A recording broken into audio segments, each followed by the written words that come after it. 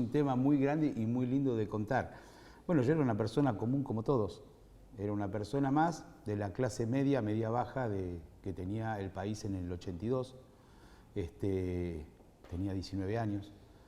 Yo nací en Lanús. Da la casualidad de que con mi familia nos mudamos a Banfield en el 79 y la guerra me toma con residencia en Banfield. En esa época yo estaba de novio con una chica de Quilmes, muy poquito antes del servicio militar, y bueno, actualmente es mi esposa, y una vez que nos casamos ya soy ciudadano de Quilmes, me ha llevado para ese lado. Y mi familia se componía en esa época de mi viejo, mi vieja, que gracias a Dios los tengo, de mi abuelita, que es un tema, porque cuando a mí me mandan a Malvinas, mi abuela era una inmigrante española, de la cual el marido estuvo en una guerra, en la guerra de sucesión de la época de Franco, de España, la guerra civil española. Y siempre decía, no puede ser que a mí me toque, que primero me toca a mi marido y ahora me toca a mi nieto, tiene que ir a otra guerra. Mi vida es una vida muy dura. Y era así, mi abuelita tuvo una vida muy dura, quedó viuda a los 36 años, con 3 hijos. A los 3 años siguientes muere la hermana de mi mamá, y bueno, después me mandan a la guerra a mí, ¿no? A los 18 años después de todo esto me mandan a la guerra a mí, y bueno. Y mi hermanito, que en esa época tenía 5 años, y ahora me dobla en tamaño, es gigante, y una familia hermosa, una familia de la que estoy agradecido. Dios me ha bendecido con la familia que tengo. ¿Qué sabías de las Islas Malvinas antes de la guerra? Te voy a decir lo que le digo mucho a muchos colegios que me hacen esa pregunta. Dicen, ¿y vos qué pensabas de Malvinas? Yo, chicos, para mí Malvinas en esa época era el dibujito que había que hacer en el mapa de la República Argentina, que si no lo hacías no te ponían un 10. Eso era lo único que sabía. Sabía que las Malvinas eran argentinas y nada más. Nunca me pregunté por qué, nunca me pregunté cómo son argentinas y hay otra gente. Jamás, jamás me lo pregunté. Pero eso no fue culpa mía, fue culpa de toda la política que tuvo Argentina desde el Tratado de Tordesillas, cuando recién se dividían el territorio español y portugués, se dividió a través del Tratado de Tordesillas, esto para España, esto para Portugal, y ahí se empezaron a tener las colonias españolas y después nos pertenecen a nosotros. Pero eso a nosotros no nos enseñaban, nos enseñaban someramente. Entonces no teníamos una cultura de Malvinas. Al no tener una cultura de Malvinas, vos no sentías nada por Malvinas. Una vez que volvés de la guerra te das cuenta todo lo que te perdiste. Y yo ahora veo cuando uno va a dar charlas en los colegios, la información que tienen los chicos de Malvinas, a mí me enorgullece, porque tienen 10 veces más información. Es más, te cuentan cosas de la guerra como si ellos la hubieran estado. Y no te digo chicos de 17, 18 años, te digo chicos de 10, de 5, que sus padres le cuentan. Y eso es lo bueno, que se va tomando la conciencia de Malvinas. Yo no la tenía. Y en ese momento, ¿cómo te enteraste de la recuperación de las islas? Fue muy cómico. Yo me presenté, yo estaba en la compañía de comunicaciones mecanizada 10 en Palermo, al lado del Regimiento Patricios. Hicimos la instrucción, estaba terminando el año, me faltarían 15 días para la baja, y nos toca hacer la instrucción de la clase que nos iba a suceder, la clase 63. Para eso se fue a Mercedes. A la ciudad de Mercedes hicieron todos los ejercicios de instrucción de la clase 63. En esa época yo era fotógrafo, el fotógrafo de la compañía y asistente del mayor, el jefe de la compañía. Da la casualidad de que me dice el mayor, bueno, tomate un franco, venite mañana. Cuando yo tomo el colectivo, en esa época me había quedado en la casa de la que era mi novia, tenía que salir a la 1 de la mañana para llegar a las 5 de la mañana a Mercedes, imagínense, y en el camino voy escuchando la radio, dicen que tomamos Malvinas. De hecho, a las 6 lo tengo que despertar al mayor, le digo, mi mayor, tomamos Malvinas. El mayor me mira y me dice, ¿qué estuviste tomando? ¿Qué? Ni él lo sabía. Era un secreto completamente hermético que lo sabían las altas autoridades de esa época del gobierno. De esa manera me enteré yo por la radio cuando estaba yendo a tomar la posesión de mi puesto en Mercedes. algo completamente. Una semana antes habíamos estado de guardia para reprimir miren las cosas que nos hacían hacer, para reprimir a la gente de Plaza de Mayo que se había rebelado contra la dictadura. Y voy a salir un poquito del tema este, porque quizá me lo pregunten, quizá no. Yo quiero dejar bien en claro, nosotros fuimos a pelear a Malvinas, pero no fuimos como soldados de la dictadura, fuimos a defender la patria. Y eso nos costó muy caro a nosotros, porque al principio nos decían los soldados de la dictadura. Ahora el pueblo sabe, nos han mandado, y una vez que nos mandaron, combatimos con honor, pero no por Galtieri, combatimos por nuestra patria. Y eso es lo más importante que tenemos y queremos decirle al pueblo. Nosotros no salimos a defender una dictadura, salimos a defender a la patria, a recuperar un terreno que era nuestro. Ustedes me dirán, ¿fue la época, fue el momento, no fue el momento oportuno? No lo sé, eso es política. Pero cuando fuimos, combatimos, y combatimos con honor. Yo quizás me vaya un poquito de la pregunta, pero hay cosas que quiero dejar bien sentadas, que quizás a veces en una pregunta no se alcanza a notar. Y eso es lo más importante. Fuimos soldados de la patria, y peleamos por nuestra patria, y peleamos por nuestro territorio. Disculpen que me extendí un poquito, pero es lo que yo siento. Y justo venía el caso, te iba a preguntar, ¿cómo fuiste convocado en ese momento? Bueno, yo tenía convocado para la guerra o para el servicio militar. El servicio militar también fue otra historia. A todos nos sortean un año antes y nos dan un número de orden. Con nuestro documento, que lo sacábamos a los 16 años, tenés una terminación de 4 números. Un año antes de que teóricamente tendríamos que hacer el servicio militar, nos hacen un sorteo, como la Lotería Nacional. Dice, bueno, el documento terminado en 400 le asignan, sacan el bolillero, el 357. Era porque era el número mío. Calculen que y a partir de ciertos números para abajo no hacían el servicio militar, y de ciertos números para arriba hacían el servicio militar. Conclusión, se salvaron hasta el 350. Yo tenía el 357. O sea que, bueno, me tocó hacer el servicio militar donde me convocaron, ¿no?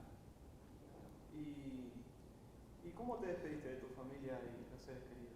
Claro, también es un tema muy interesante.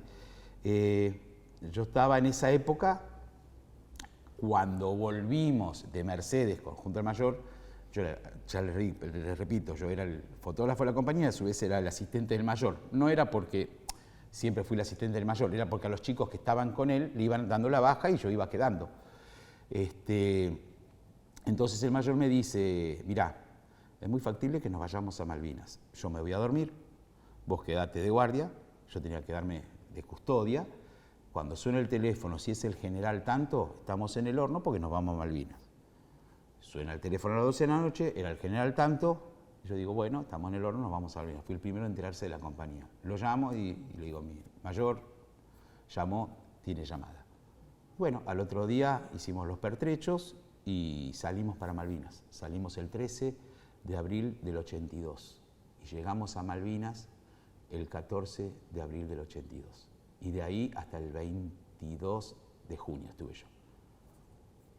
¿Y cómo se vivía la situación dentro de tu unidad, tu regimiento, antes de partir? Sí, ustedes calculen que, imagínense una persona que le gusta la aventura, calculá que no tenemos idea de lo que era la guerra.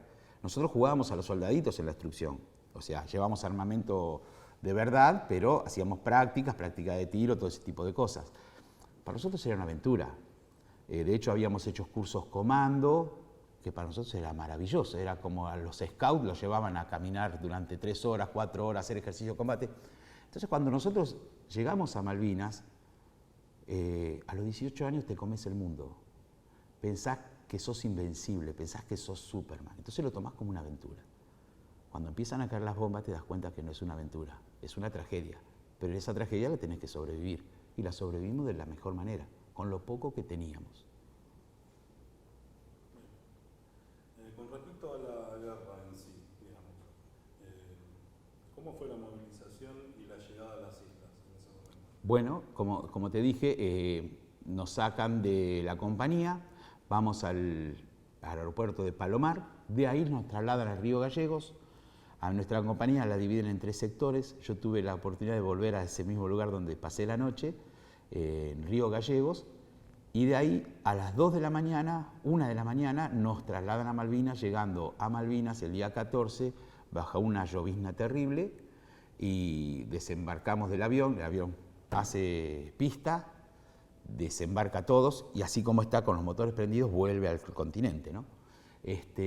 Bueno, pasamos la noche algunos en el aeropuerto, armando las carpas, ya ahí empezó a tratarnos mal el frío, calculen que todavía no estábamos en invierno, y ya nos empezó a tratar mal el frío, y después cada uno lo derivaron, algunos al Town Hall, otros a Modi Brook, otros a algunos puestos de radios. Éramos la compañía de comunicaciones mecanizada 10. O sea, la función nuestra era brindar comunicaciones entre los regimientos a la isla. La llegada a las islas, ¿cómo fue tu contacto con los isleños? ¿Llegaste a tener contacto con algún...? Al principio nosotros teníamos la orden de no hablar con los isleños. De hecho no hablamos. Caminábamos, eran completamente indiferentes. Ellos, obviamente, para ellos, o sea, hay que ver bien cómo es el tema. Nosotros sabemos que las Malvinas son argentinas, pero esta gente está de hace 8 generaciones. En esa época hacía de hace 7 generaciones. Para ellos éramos el invasor. Ellos no les importaba la historia de que eran nuestras por derechos jurídicos, derechos históricos y derechos geográficos. Ellos lo embarcaron y se formaron colonias, y esas colonias tuvieron sus descendientes, se multiplicaron y tuvieron, piensan que eran de ellos. Entonces éramos el invasor. Obviamente nos veían, nos odiaban, pero a su vez pasaban las informaciones a través de radios a los ingleses para decir, mira, acá está tal puesto, acá está otro puesto. Entonces tenían una red interna de inteligencia donde le daban información al enemigo. Era un tema eso. Aún ahora, yo he vuelto a las islas, nos siguen odiando, con todas las ganas. ¿Cómo viviste los días previos al inicio del combate? Como una aventura. La pasábamos, en esa época podíamos comer realmente, no les digo que bien, pero comíamos. El abastecimiento de insumos era bueno porque no había combates, entonces vos podés trasladar, calculen que desde Puerto Argentino, el aeropuerto se trasladaba toda la mercadería y se iba distribuyendo a los diferentes puntos donde estaban los regimientos. La fortificación de Malvinas era la siguiente. Puerto Argentino está rodeado de muchas montañas. En cada montaña había un regimiento. Y a su vez, más hacia el lado del estrecho de San Carlos había más regimientos, y en el lado de la Gran Malvina teníamos otros regimientos. Calculen que en esa época, cuando no había problemas calculen que estuvimos desde el 2 de abril hasta el 1 de mayo, no hubo combates. O sea, la red de abastecimiento de comida era buena. No era la mejor comida, pero era comida. Al sucederse los combates, se empezó a retasear, o sea, iban con la comida y capaz que los bombardeos impedían que llegaran. Entonces ahí es donde se formaba que la gente tenía hambre. Ahí los pertrechos no llegaban a destino. Y ahí es donde empezamos a sufrir las consecuencias del hambre en la guerra, ¿no? Eso explica muchas cosas, de que muchas cosas mandaron y no las se pudieron distribuir, y muchas cosas mandaron y se las quedaron otras personas, ¿no? En la guerra en sí, ¿cómo era tu relación con tus compañeros, con tus camaradas y la relación con los superiores? Mira, entre nosotros te voy a contar, vos podés tener, había 15.000 soldados en las islas, y cada uno de los 15.000 te puede contar una historia diferente, porque cada uno lo ve en su grupo. Si yo estoy en este grupo o en un grupo de 50, puedes tener gente buena, gente mala. Pero los soldados, no había clases sociales. Vos calculá que el soldado, el compañero que tenías al lado era el que te podía salvar la vida a vos, y vos podías salvarle la vida al compañero. Ahí estaba la historia. Entonces éramos hermanos. En la guardia, donde uno flaqueaba, el otro lo codeaba y hacía guardia con él. Al menos lo que me tocó vivir a mí. O sea, éramos hermanos. ¿Por qué? Porque en la guerra, si no consideras parte de un todo, es cada unidad de cada soldado. Si uno falla, puede caer un regimiento entero. Entonces ahí se demuestra la hermandad. No había clases sociales. Había gente que tenía una situación económica gigante y comía lo mismo que comía yo, o comía otro compañero que no sabía leer ni escribir. Pero ahí éramos hermanos. Y seguimos siendo hermanos, por supuesto. La guerra te hermana. Y con respecto a los superiores te voy a explicar. Cada uno tuvo una experiencia diferente. No te digo que todos fueron buenos ni que todos fueron malos, pero había gente que soberbios, que te miraban por arriba, como que vos eras no un esclavo, no eras una persona que te podía salvar la vida, y eras una persona que tenías que estar completamente dominado a un superior, y había superiores que estaban al lado tuyo y te preguntaban todo el tiempo, che, ¿comiste? ¿Estás bien? ¿Cómo estás? Había de todo.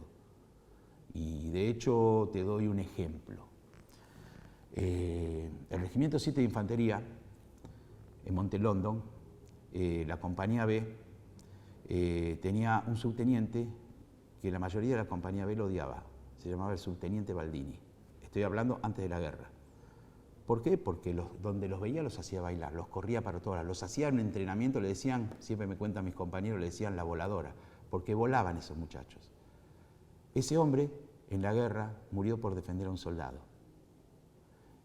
Y yo he visto suboficiales que en la colimba vos decías que era el tipo más bueno del mundo, y llorando abajo de un colchón cuando teníamos que dar la cara a nosotros en la guerra. ¿Entendés? Ahí está la escuela. Ahí se ven, en la guerra salen las mayores miserias humanas y los mayores actos de heroísmo. Eso no se lo olviden nunca. Así es el tema. Entonces, a veces es indiferente. Lo que pasa es que donde vos estás de una posición de poder sobre otra persona, algunos las emplean de la mejor manera, otros las emplean de la peor manera. Un momento muy importante en la guerra. ¿Cómo viviste el 1 de mayo?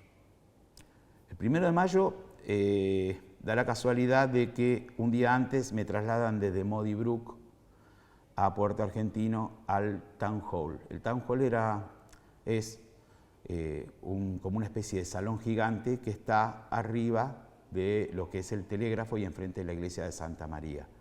Un lugar que es como un teatro gigantesco, gigantesco. Ahora la última vez que lo vi me pareció muy chiquitito, para mí en esa época era gigantesco. Entonces el 1 de mayo dan alerta roja a las 5 de la mañana y nosotros teníamos entre el Town Hall y el puesto de los comandos, la compañía de comandos 601 y 602, había una ametralladora antiaérea. Dan alerta roja, ya para eso ya varios días habían dado alerta roja, entonces nosotros estábamos medio como que todavía no sabíamos qué pasaba y a veces al principio salíamos todos corriendo y después no le damos tanta bolilla. Cuando dan alerta roja y empezamos todos a remolonear, cuando empezamos a sentir la antiaérea que estaba tirando abajo, imagínense una antiaérea, el ruido a las 5 de la mañana en un lugar cerrado donde había 200 personas con una acústica tremenda, pensaban que nos revoleaban por todos lados. Bueno, como estábamos, salimos corriendo cada uno a su pozo de combate. Esa fue mi primera experiencia de combate. No, de guerra. Ahí vivimos el 1 de mayo. ¿Cómo y cuándo te enteraste del hundimiento del ARA General Belgrano? Nos comentaban, calculen que los diarios allá no llegaban. Podía llegar un diario 3 días, 4 días después, 5 días después. No era como el WhatsApp ahora que sabes lo que está pasando en el otro lado. Entonces nos decían, hundieron a Belgrano, hundieron tal, nos decían, vamos ganando, estamos bien, y nosotros veíamos que no estaba todo bien. Y el tema del Belgrano, te voy a explicar, ya todo el mundo lo sabe, fue un acto criminal de parte de los ingleses. ¿Y por qué te voy a decir que es un acto criminal? La guerra es un acto criminal en sí, ¿no? Pero dentro de la misma guerra hay leyes. Los ingleses, cuando tomamos Malvinas, recuperamos Malvinas, no tomamos, recuperamos, quiero expresar bien la palabra, crearon un área de exclusión, 200 millas alrededor de las islas, delimitada por ellos, donde cada barco que iban a encontrar ellos lo iban a hundir. Cada avión que pasara esas 200 millas lo iban a hundir y obviamente nos iban a atacar a nosotros. El crucero General Belgrano estaba fuera del área de exclusión de ellos. Y te digo por qué es un acto de guerra, criminal de guerra, de lesa humanidad, porque le tiraron fuera del área de exclusión. Es el primer motivo. Y el segundo motivo es, lo que se busca contra el enemigo es dejarlo fuera de combate. Con el primer torpedo que le tiraron, el submarino Conqueror, mató 200 personas. Ya lo dejaron inutilizado. Al minuto largan el segundo torpedo y matan otras personas, otras 100 personas. El crucero General Belgrano tenía 1093 tripulantes. De los 1093, 300 están en el agua y 23 murieron en las balsas. O sea que fíjense, la mitad de los caídos hermanos nuestros están en el crucero General Belgrano. Y fue el comandante del Conqueror, cuando dice que lo tiene en la mira, 3 veces pide la ratificación del tiro, porque él sabía que estaba haciendo algo mal. Y la tercera ratificación de tiro se la da Margaret Thatcher. por eso salió esa película, hundan al Belgrano, bueno, y lo destruyen. Era un impacto violento. Pero aún así, el crucero General Belgrano lo que tenía era un poder de fuego gigantesco. Era el arma más poderosa que podíamos tener. ¿Por qué? Porque sus cañones podían disparar con una autonomía de 25 kilómetros, independientemente de los misiles. ¿Qué pasó? Se pensaba que el día de mañana poder traerlo al Estrecho San Carlos o a Puerto Argentino, para de ahí que no se nos acercaran tanto las fragatas, hacer todo un perímetro para poder defenderlo. Los tipos sabían eso, por eso lo hundieron.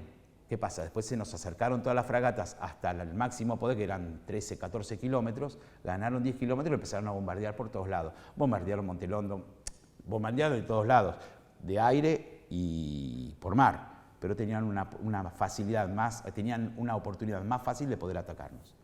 Ese era el fin de ellos, pero no deja de ser un crimen de guerra. ¿Cuál y cómo fue tu primer contacto con los británicos, con las fuerzas británicas? Bueno, yo les comento. ¿O se ocurrió? Claro, sí, ocurrió. Te voy a explicar.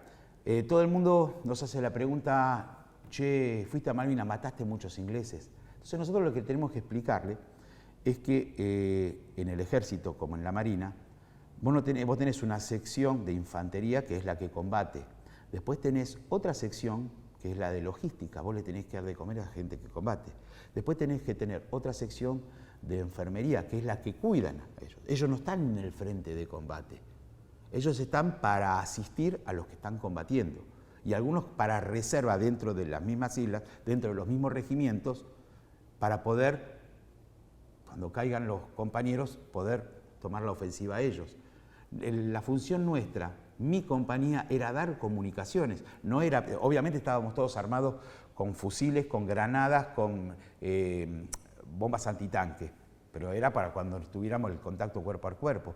Pero la función nuestra era dar comunicaciones, teníamos que hacer tendidos dentro de Puerto Argentino y llevar radios a los diferentes equipos de radio. Llevar las radios que conseguíamos, llevarlas a los diferentes puestos de combate, al Regimiento 3, al Regimiento 7, al BIM 5, a tal lado, para poder tener una intercomunicación. La función de dar comunicaciones a la isla.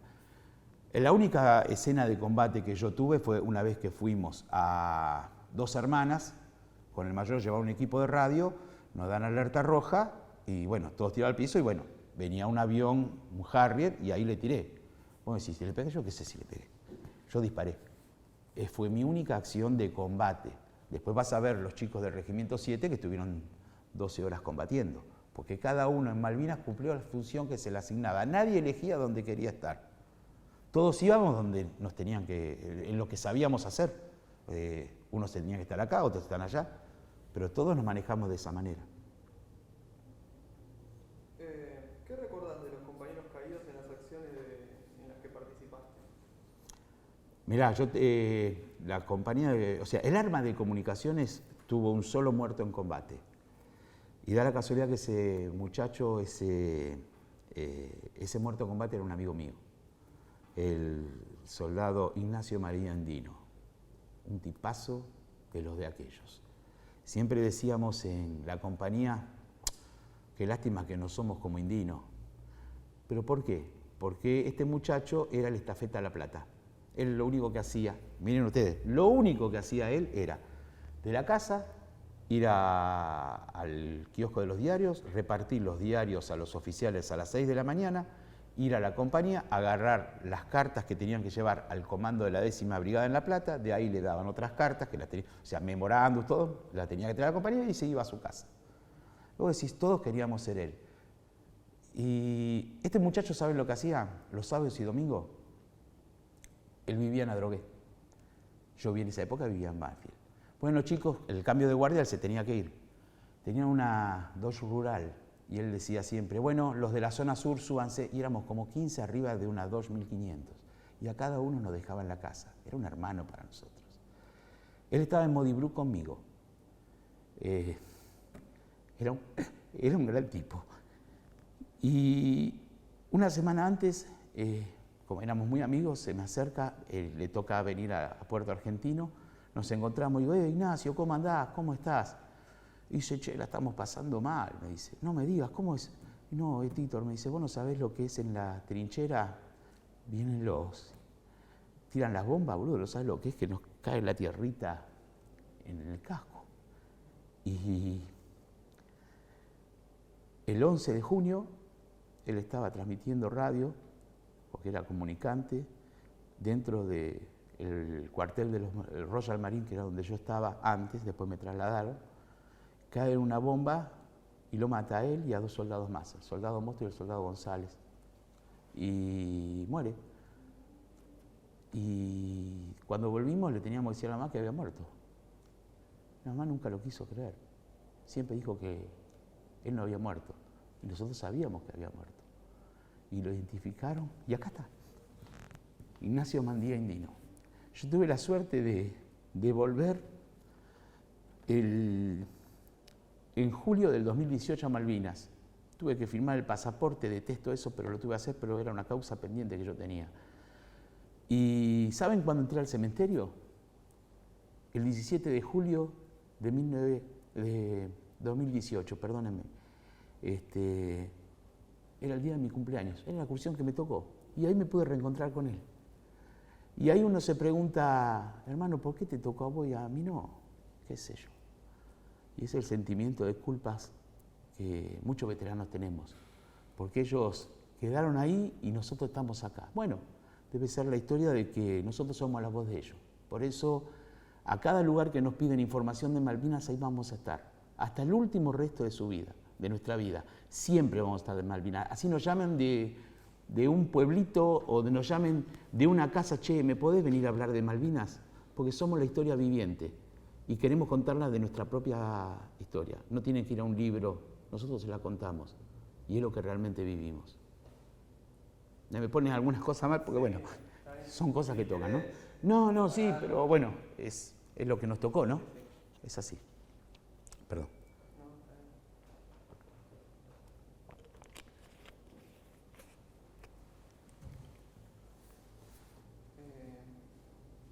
Bueno, ¿fuiste testigo de otras acciones de combate entre argentinos y británicos?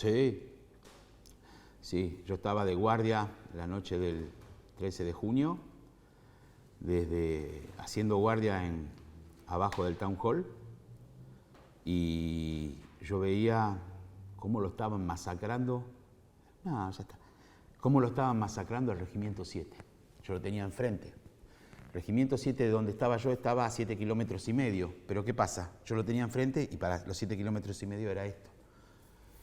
Y ustedes ahora van a ver, vieron los años nuevos, Dubái, que se ilumina todo, esas fuegos, bueno, acá no eran fuegos artificiales, eran bengalas, bombas, tiros, balas trazadoras, y ahí los estaba viendo. Yo veía las siluetas, porque teníamos en dirección, a 2 kilómetros los teníamos viendo, y los veíamos, en esa época tenía buena vista. Lo que pasa es que para llegar ahí teníamos que hacer 7 kilómetros alrededor del río. Y uno vio cómo los estaban haciendo pelota a los chicos del Regimiento 7. De hecho, el Regimiento 7 es el regimiento que mayor bajas tuvo en Malvinas, 36. 36 bajas. Y presenciar eso es terrible. Y estás ahí y vos decís, ¿de acá le puedo tirar? No, no podíamos tirar, no. Queríamos hacer algo y no podíamos. Y vos estabas viendo que a tus compañeros los estaban haciendo pelota. Y ahora que pasó todo el tiempo, yo hablo con esos chicos que estuvieron allá y digo, hermano, yo estaba viendo cómo te estaban cagando a tiros. Y es algo que no podés asumir. Y ellos me dicen, sí, nos tocó esto. Y cada uno le tocó algo. Cada uno vive su guerra de la manera que puede. ¿Cómo te llega la noticia del cese del fuego? ¿Qué es lo que sentiste? Bueno, cuando cae Puerto Argentino, la mañana se produce esa famosa batalla de Monte Londo, se produce un desbande en las tropas. Entonces esos 7 kilómetros van cayendo soldados, ya dispersos, ya fuera de combate, van cayendo hacia Puerto Argentino para reagruparnos. De todos los lugares de los montes iban viniendo gente a Puerto Argentino para poder reagruparnos y de ahí esperar el contraataque final de ellos, dentro del pueblo. Pues llega ahí el momento que Menéndez dice, bueno, nos quedan 2 alternativas, o seguimos peleando reagrupados, y esto es una carnicería, o plantamos bandera acá porque ya se perdió todas las posiciones importantes, ya no teníamos manera de ganar la guerra. Y pese a eso, Galtieri les dice, pues yo después me he instruido de muchos libros, leyendo, memorando del ejército, Galtieri dice, no, usted tiene que pelear.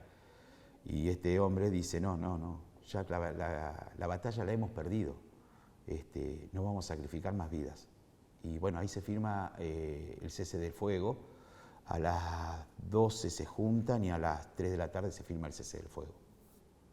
¿Y en ese momento entrenan los armamentos? No, todavía no. Todavía no. Fíjate vos que bajan, estamos todos prisioneros, custodiados por ellos, estamos todos con nuestras armas y los ingleses estaban haciéndonos guardia a nosotros. Se entregaron en etapas.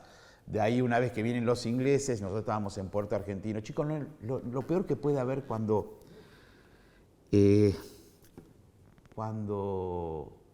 perdés una batalla, aparte de las víctimas, es ver tu bandera ser bajada por nosotros. Gracias a Dios, mi compañía, no, sabiendo que venían los ingleses, la bajamos y la quemamos. No sabés lo que es tener que bajar tu bandera e incendiarla para que no caiga en manos del enemigo. Uno dice, che, es un pedazo de trapo. No, no es un pedazo de trapo, es la patria, es lo nuestro. Y tener que quemar esa bandera para que no caiga en manos enemigas, te puedo asegurar que es terrible. Porque yo he visto a ingleses desempolvar la bandera argentina que les robaron algunos regimientos, y es durísimo, es durísimo. Y bueno, de ahí nos iban haciendo marchar hacia el aeropuerto, donde estuvimos 3 días prisioneros. ¿Cómo fue el trato de los ingleses después de la rendición? Fue el trato que correspondía, porque muchos sí, nos trataron bien. Según la Convención de Ginebra, nosotros cuando los tomamos prisioneros los tratamos como corresponde, según la Convención de Ginebra, que es un tratado internacional donde vos tenés que respetar al prisionero, alimentarlo y curarlo. Ellos hicieron exactamente eso. Hubo casos que no, hubo casos que mandaron a soldados a desarmar minas y murieron. Pero la gran mayoría nos trataron, uno dice, ay, nos trataron bien. No, nos trataron como correspondía según las leyes de Ginebra. Aparte, los ingleses son bichos. Toda la vida estuvieron haciendo guerras. Los tipos no son ningunos tontos. Saben, una vez que ganan, de qué manera sentirse caballeros. No sé si lo sienten o no lo sienten. Pero yo te puedo decir algo. Nosotros nos mandan al aeropuerto, prisioneros. Y te puedo decir que ellos no tienen el sentimiento que tenemos nosotros. Cuando nosotros salimos, estoy hablando de mi compañía, y en realidad en el aeropuerto hubo más de 4.000 soldados prisioneros. Salimos para embarcar, tuvimos que volver a Puerto Argentino. El aeropuerto quedaba a 4 kilómetros. A las 2 de la mañana íbamos caminando, desde que salimos del aeropuerto, cantando la marcha de San Lorenzo. Yo cuando la cantaba en el colegio me reía. Yo fui cantando la marcha de San Lorenzo y mi compañía fue cantando la marcha de San Lorenzo llorando. Los ingleses no veían y no entendían nada. Ellos no saben lo que es el sentimiento patria. Los ingleses nos preguntaban cuánto cobrábamos nosotros. Cuando le decíamos que no cobrábamos nada, lo hacíamos porque nos correspondía, porque estábamos defendiendo la patria. Ustedes están locos. En inglés lo decían. Lo único que sé de inglés que dice yes, no, you are crazy. No estaban locos. No lo podían entender. Y te puedo asegurar que los ingleses no tienen un respeto total. Yo lo he comprobado cuando volví en el 2018. Y si vos lees el libro No Picnic de Thompson, se llama, él reconoce el valor en combate de todos los soldados argentinos. Y a Vincent Bradley, que hizo Regreso al Infierno, que es del 3 de paracaidistas, que atacó Monte London, también te destaca el coraje que han peleado los soldados argentinos. Ellos tienen un respeto total al soldado argentino, no a los cuadros mayores, no, al soldado argentino. Y me lo han hecho ver en persona cuando yo estuve allá. Los Kelper a nosotros nos odian. Los ingleses nos tienen respeto. No nos quieren, pero nos tienen un respeto enorme. Porque yo lo he visto, hablado con soldados ingleses en Malvinas en el 2018. Una vez que finaliza la guerra, con respecto a la vuelta al continente, ¿cómo y en qué volviste? Yo volví, te contaba que salimos del aeropuerto caminando hasta Puerto Argentino. Ahí nos embarcan en un barquito que le decíamos el Yewin, y de ahí a mí, porque mi compañía dividieron en varios lugares que fueron, de ahí me llevan al Almirante Irizar, el barco de las campañas antárticas. Yo tuve la suerte de volver en el Almirante Irizar. De ahí vamos a Tierra del Fuego a dejar un regimiento y como había tormenta tuvimos que regresar como en la ruta hacia Malvinas y tomar la costa argentina mucho más alejado. Ahí tomé una tormenta terrible y después llegamos a Comodoro Rivadavia. Yo siempre me confundo Comodoro Rivadavia con Trelew. Sé que está uno al lado de otro y no lo voy a aprender nunca, me lo dijeron 20 veces. De ahí desembarcamos y nos llevaron a 70 kilómetros en micro y de ahí embarcamos en avión hacia el Palomar. Del Palomar nos hacen volver nos hacen volver a la compañía de comunicaciones 10. Nos tienen un día y medio, nos tienen en Campo de Mayo. ¿Para qué decís vos? Y nosotros veníamos con la ropa hecha mierda, veníamos con hambre, flacos, como si nos fueran a engordar en 2 días, destruidos. Nos bañamos, nos dieron ropa buena, ropa limpia, para decir, mira cómo volvieron. Volvimos hecho mierda. Pero, y ojo, por favor no digan lo que pasaron allá, porque si no, la inteligencia lo va. Bueno, de ahí sale el famoso informe Rattenbach, que demuestra todas las incapacidades que tuvo los altos mandos, yo digo, los altos mandos del manejo de la guerra de Malvinas, no los medios, los que estuvieron en el frente de combate. Algunos se mandaron líos, otros combatieron con honor, pero los altos mandos fueron un desastre, y eso se lo puedo discutir a cualquiera, por montones de acciones que yo he visto.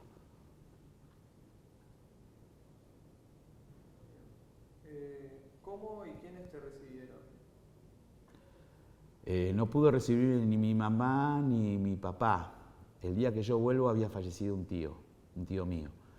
Me recibió mi novia, ahora es mi esposa, me recibió toda mi familia. Eran una banda, una cantidad de familiares en el Palomar. Y en la compañía, cuando volvemos a los 2 días también. Y después en casa fue muy lindo, todos los vecinos esperándome. Pero escúchenme una cosa, yo les voy a contar algo. Nuestros familiares nos recibieron muy bien.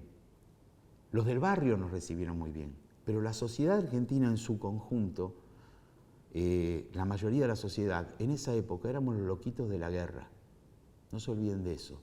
Éramos los perdedores. Por eso yo hice la aclaración de que no éramos soldados de la dictadura. La gente lo pudo entender después, pero al principio vos ibas a pedir trabajo y sí, como no, en esa época se conseguía trabajo fácil. Usted hizo, sí, ¿y dónde estuvo? No, yo estuve en Malvinas. Ah, dice, bueno. Listo, vos no entrabas a ningún laburo. Los únicos laburos que tenían eran los que nos podían dar el Estado. En SEGBA, en esa época SEGBA, en Correo, en las dependencias del Estado, ahí sí nos dieron trabajo. Y bueno, pero los particulares no nos daban trabajo, éramos los loquitos de la guerra. Y no se juntaban. ¿Juntarla de vuelta? Con respecto a la vuelta después del conflicto en la guerra, ¿cómo y en qué volviste al continente? Bueno, yo les conté hace un ratito que estábamos prisioneros en el aeropuerto, de ahí nos trasladamos caminando a Puerto Argentino y de ahí embarcamos en un barquito, en varias tandas, en un barquito que se llamaba el Yeguín, y de ahí algunos fuimos en el buque Almirante Irizar y otros vinieron en el Bahía Paraíso y otros en el Canberra. Nos fueron dividiendo a la mayoría de los veteranos. Yo tuve la suerte de venir, todos volvimos bien, de volver en el Irizar y bueno, hicimos una escala en Tierra del Fuego, después volvimos porque había una tormenta gigante cerca de Malvinas, de ahí llegamos por la ruta a Comodoro Rivadavia, me parece que es la parte costera, siempre me la confundo Comodoro Rivadavia con el otro pueblo que es de donde salen los aviones, y de ahí nos mandaron al Palomar. En el Palomar nos estaban esperando todas las familias. En esa época yo había llegado y no pude ver ni a mi mamá ni a mi papá porque estaban velando al hermano de mi papá. Había fallecido justo el día que yo volvía. Y bueno, pero estaban mis amigos, mi familia, la que hoy es mi señora, esperándome. Fue un momento realmente fuerte, ¿no? Porque después de 70 días no ver y no saber si volvías, ver a tu familia. De ahí nos mandaron los militares, no a nuestro asiento de paz, que el mío sería en Palermo, sino nos mandaron a Campo de Mayo para hacernos una especie de lavado de cabeza, de que no teníamos que contar nada, de cambiarnos la ropa porque venimos con piltrafas, vinimos con las medias negras y eran blancas, veníamos con borceguíes rotos, veníamos con la ropa toda rota. Entonces, para que no diéramos ese aspecto a la sociedad de que vinimos hechos pelota, nos llevaron a Campo de Mayo, nos hicieron bañar, nos dieron ropa nueva, volvimos a la compañía de comunicaciones a los 2 días, previamente diciéndonos que no teníamos que hablar nada de lo que habíamos visto en la guerra y contestar un cuestionario. Cada soldado contestó a las preguntas, que había un cuestionario de más o menos 30 páginas, y ahí le dimos con un caño de todas las actitudes que tuvieron la plana mayor de la comandancia de las acciones de guerra. De ahí nació el famoso informe Rattenbach, que ahí sacan las conclusiones de cuáles fueron los terribles errores que cometió la estrategia militar argentina. No estoy hablando de los oficiales medios, que eran los que estaban en el frente de combate, sino los que hacían las tácticas de combate. Pésimas, pésimas, pésimas, pésimas. Un nene de 3 años podía haberlo hecho mejor. Con perdón de los que me escuchen en esta entrevista. Vos me decís los de Fuerza Aérea, genios. Tuvieron unas tácticas de combate, de manejarse con lo poco que tenían, han hecho estragos en la flota. Pero vos decís de Ejército, las tácticas de defensa de Puerto Argentino, de todo, fue un desastre todo. Esperábamos por un lado al enemigo, vino por el otro, cuando era cantado que venían por el otro. Pero bueno, esos son temas para que la sociedad y la historia lo juzgue. Bueno, ¿dónde y con quiénes viviste en la inmediata posguerra? Volví a estar con mis viejos, mi hermano, mi abuela, y ya después pasamos a mayores con mi señora, ya estábamos de novios formales, y bueno, 7 años después me caso. 5 años después de Malvinas nos casamos y ahora tengo una familia hermosa. Mi señora y mis 2 hijos, ya los chicos de 33 y de 30 años, 34 casi, 31 ya, y ¿saben una cosa, chicos? Cuando uno vuelve de la guerra es un grave problema porque vos venís de una guerra y si no tenés una familia que te contenga, podés cometer atrocidades. Porque vos venís con todos los esquemas cambiados, vos pensás que todos son tus enemigos. Yo es el día de hoy que entro a un lugar y estoy mirando a ver si alguien puede meterse por un lado, meterse por el otro. Tenés actitudes que es el famoso estrés postraumático y eso lo vamos a llevar a la tumba hasta el último día de nuestra vida, porque es algo que vivimos, nos marcó a fuego. Nosotros fuimos con 18 años nenes o chicos y volvimos con 50 años encima de haber conocido la muerte de cerca, de haber conocido la peor miseria. Y si cuando vos llegás no tenés una familia que te contenga, que te entiendan, porque es muy difícil entender a un veterano de Malvinas, porque tenemos actitudes que a veces no son las mejores, no de violencia, sino actitudes que no son de las mejores para manejarse o de contestar, siempre a la defensiva, siempre pensás que el otro te está atacando, y con eso muchísimas cosas más. Tenemos trastornos de sueño, la mayoría. Entonces, si no tenés una persona que te entienda a tu lado, la persona que vuelve toma otros caminos. El camino de la droga, el camino para olvidar. No lo estoy justificando, sino te digo que cuando vuelven, si no tenés una contención familiar, podés tirar para cualquier lado. Y no todos pueden soportar el fantasma que es la guerra. No todos. Si no tenés una familia al lado, alguien que te contenga. Nosotros en los primeros 10 años tuvimos casi la misma cantidad de bajas por suicidios. ¿Entendés? Y ahora están muriendo muchos veteranos por toda la mala sangre, por todos esos fantasmas que todavía tenemos, que no nos hace dejar dormir de noche, que te despertás y no entendés por qué te despertás. Y vivís en un estado de tensión completa. Entonces, bueno, es difícil convivir con un veterano. Por eso es tan importante la familia para un veterano. Y con respecto a ese sentimiento posguerra, ¿cómo te sentías vos personalmente? Bueno, yo no hablaba de la guerra en primera persona hasta después de 15 años. Hasta después de 20 años más o menos. Me preguntaban de la guerra, pues sabían que había ido a Malvinas, y cómo es, no, pero pasó esto otro, y tal persona hizo esto. Yo hablaba como de un lugar donde yo no era partícipe. Mambos propios, ¿no? Y después, bueno, uno empieza a juntarse con veteranos, a juntarse con grupos de compañeros, y esos compañeros hablan tu mismo idioma. Y lo que vos pensás, el tipo lo entiende. Y cuando vos expresás algo y no lo sabes explicar, el otro, aunque no lo sepas explicar, lo entiende. Entonces tenés una contención, ustedes habrán ido al centro de veteranos, al menos en Quilmes, que podemos vivir peleando todos, pero uno entiende al otro. Y eso es importante. Entonces es una manera mejor de llevar la vida. ¿Y a qué te dedicabas? ¿Qué hacías? Bueno, yo fui a Malvinas como asistente del mayor en Malvinas. Pero a mí me trasladan, el destino mío tenía que haber sido otro, y como yo me presenté como fotógrafo, me mandan a la compañía de comunicaciones 10 para ser el fotógrafo de la compañía. Yo era lo que tenía que sacar la foto de los actos, hacer la foto de tal lado, y yo tenía un laboratorio de fotografía.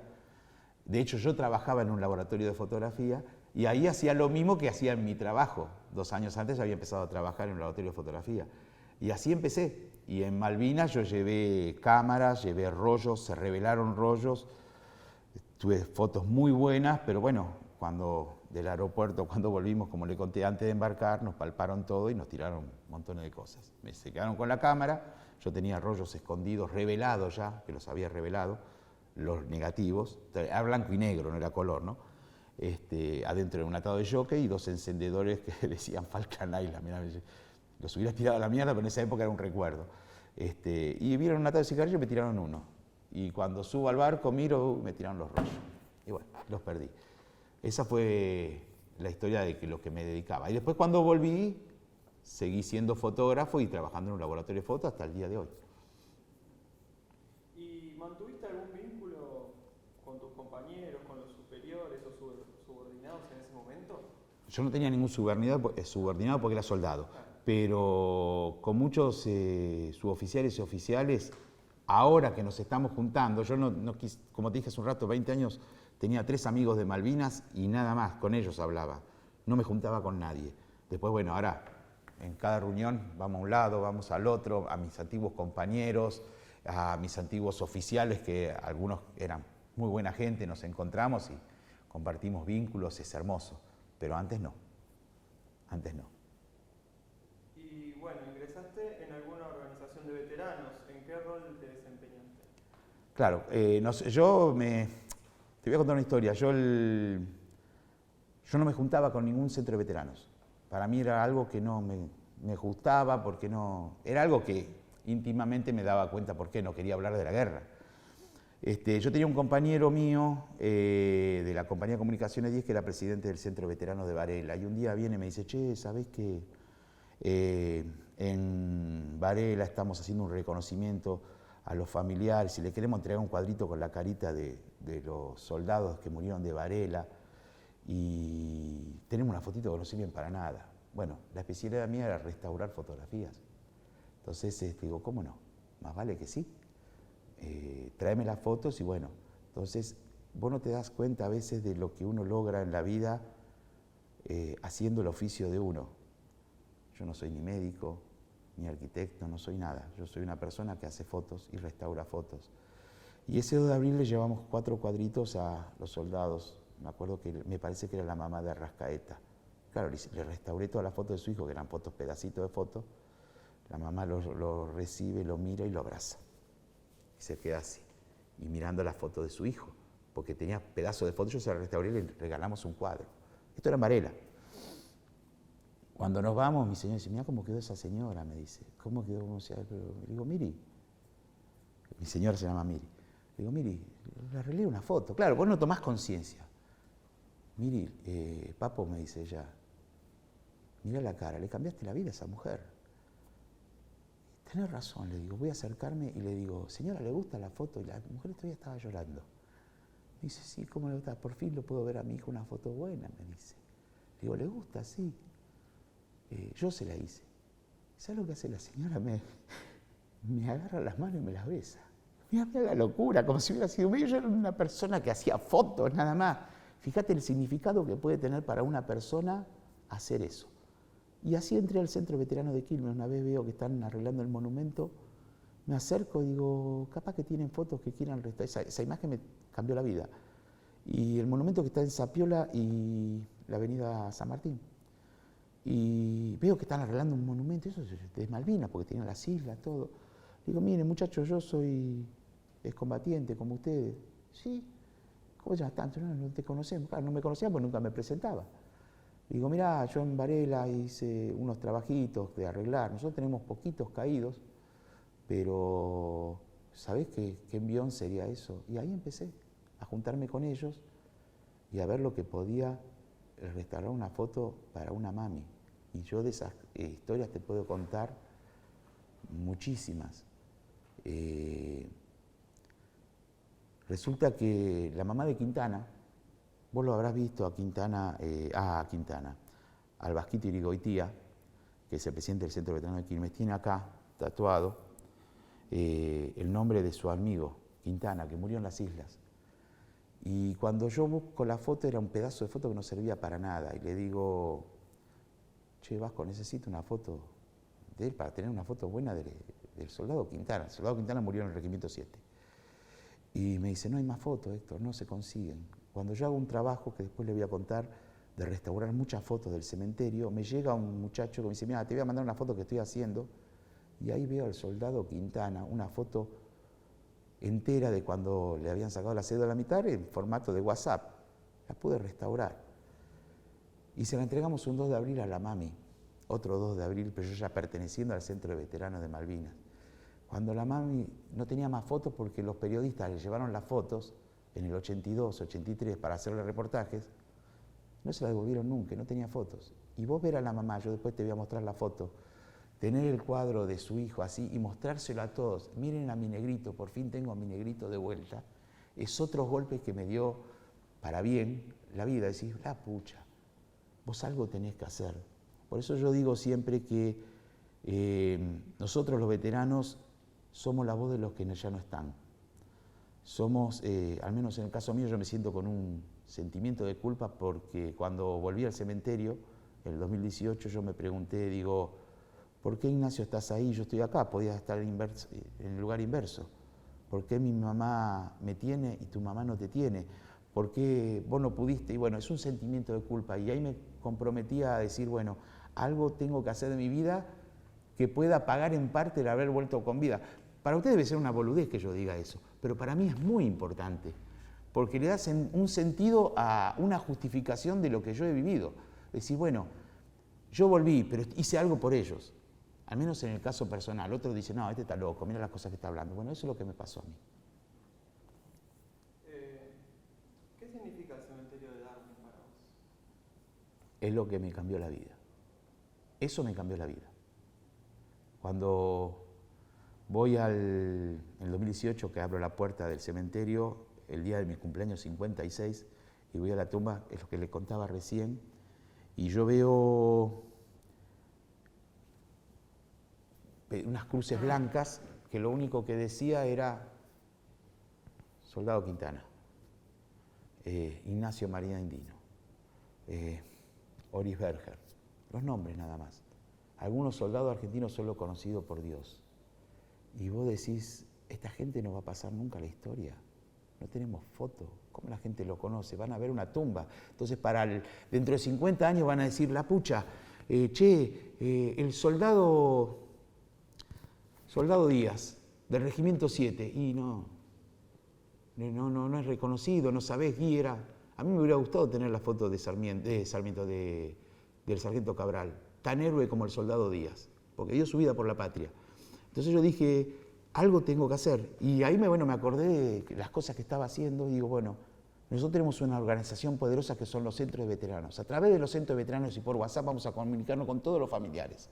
Y empezó la tarea de conseguir la foto de cada compañero nuestro caído. Y no se conseguían porque no habían, en el 82 no había fotos, pero aún así empezamos de a poquito. Este le comunicaba a este le decía, che, y mire señor, yo la única foto que tengo de mi hermano el soldado Falcón, la tengo pegada en una mesita de luz, soldado Falcón del Chaco. Mire, vaya con el celular, gracias a Dios que hay celular, tómele una foto perpendicular y mándenmela por WhatsApp. Yo la restauro y va a quedar en... Entonces pude lograr en el 2019 poder poner en cada cruz, en el cementerio de Darwin, no en el cementerio de Darwin, sino en una imagen donde representaba el cementerio de Darwin, poner en cada cruz la foto de nuestros compañeros. Y eso para mí fue una sanación completa. Pude decir, bueno, muchachos, yo ya traté de pagar mi deuda. Ustedes van a ser reconocidos, porque yo dentro de 50 años van a decir, Héctor, bueno, se murió en Malvinas, pero tuvo su vida. Pero che, ¿quiénes son los héroes de Malvinas? Pero los héroes de Malvinas son ellos que están allá.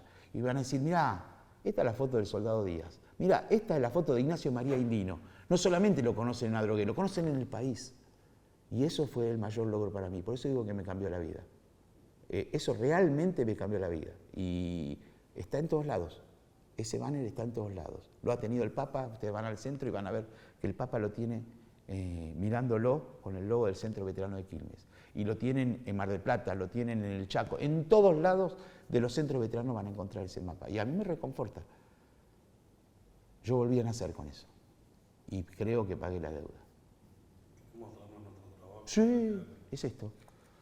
Después le voy a pasar, si lo quieren filmar, acá esta banderita yo la llevé en el 2018, esta es la tumba de mi compañero, Ignacio María Indino. Honor y gloria a nuestros hermanos caídos. Y acá está el cementerio. Y cada tumba tiene su foto. Y esto va a quedar, porque nosotros nos vamos a morir en unos años, pero la cara de nuestros seres van a quedar.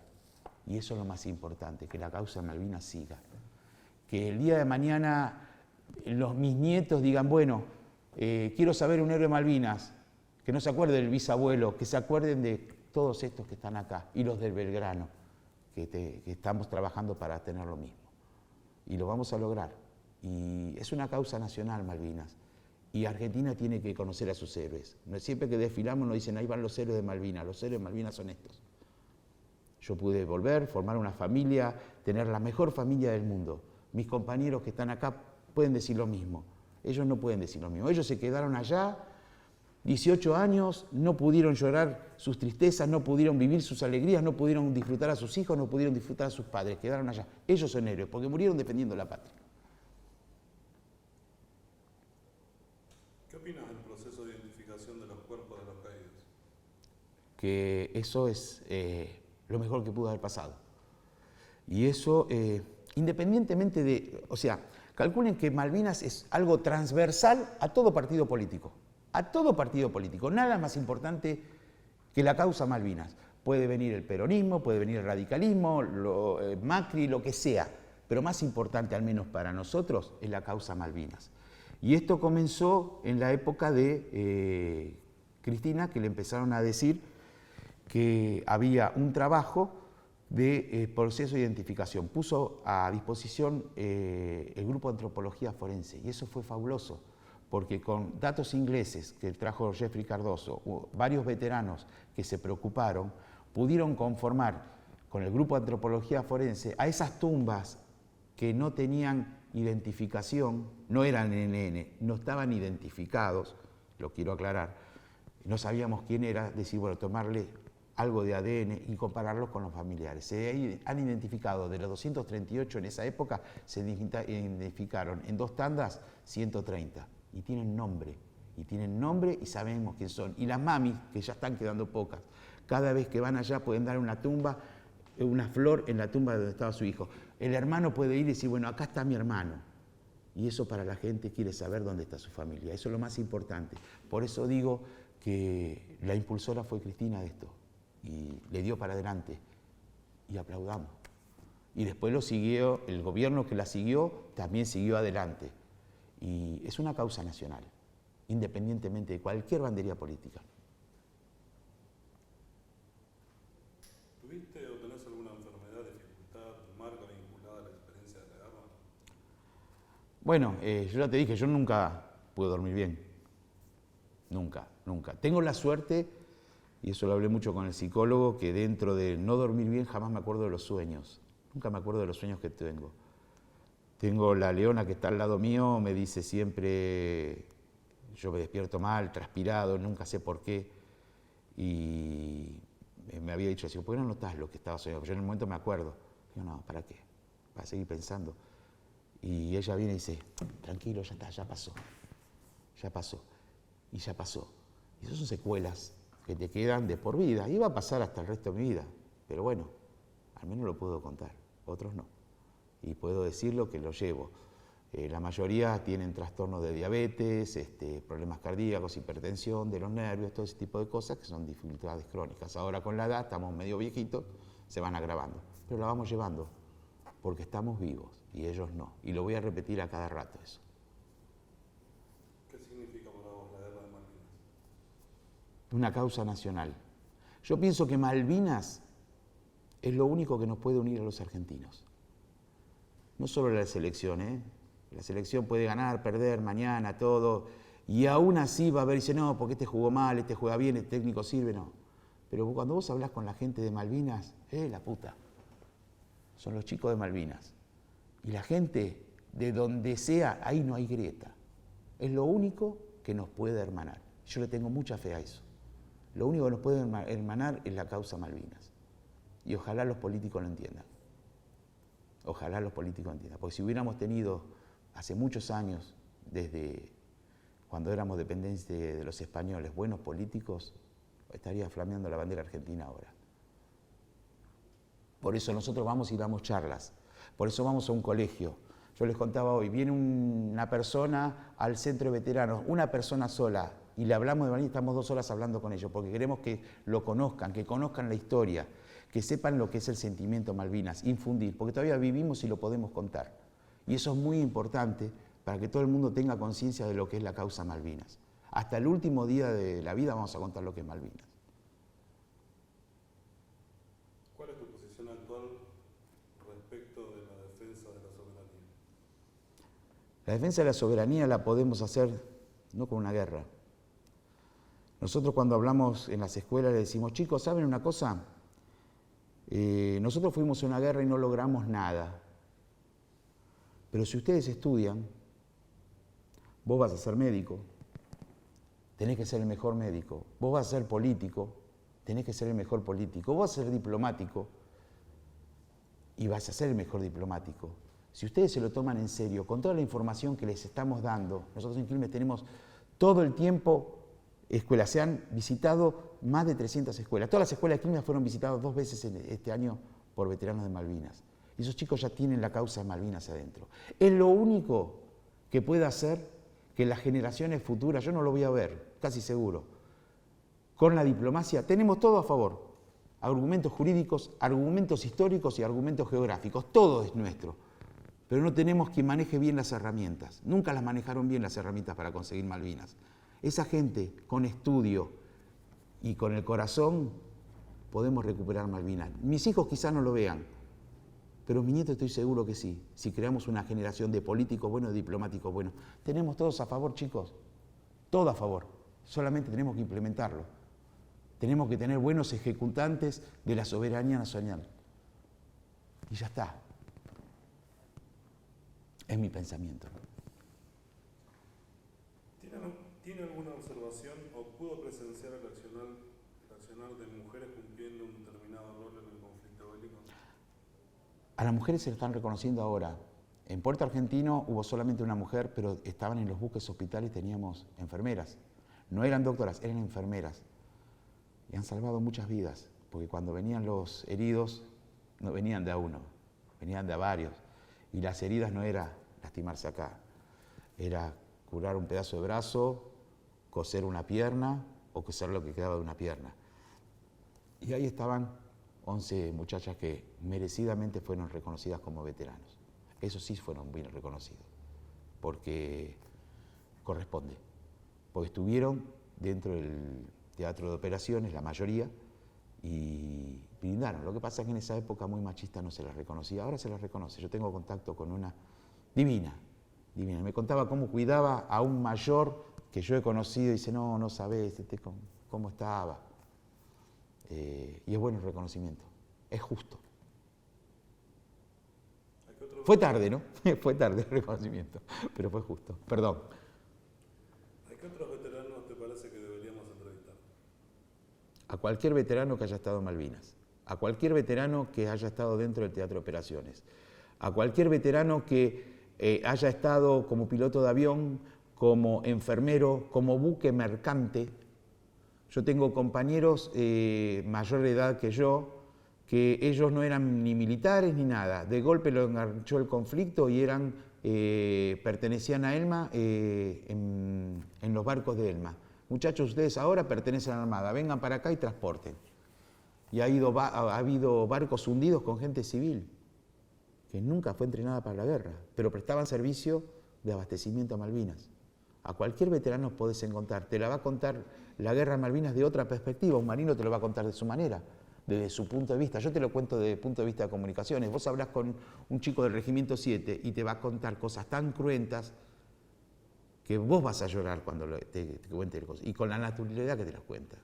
¿Entendés? O sea, a cualquier veterano que haya estado verdaderamente en la guerra, a cualquier veterano lo podés entrevistar y te va a dar desde su punto donde fue el lugar donde combatió, donde fue el lugar que le tocó.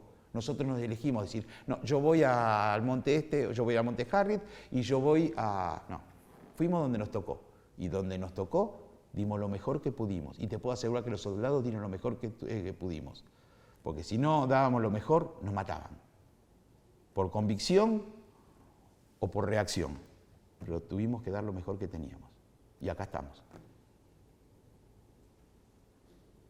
¿Te quedó algo importante por decir?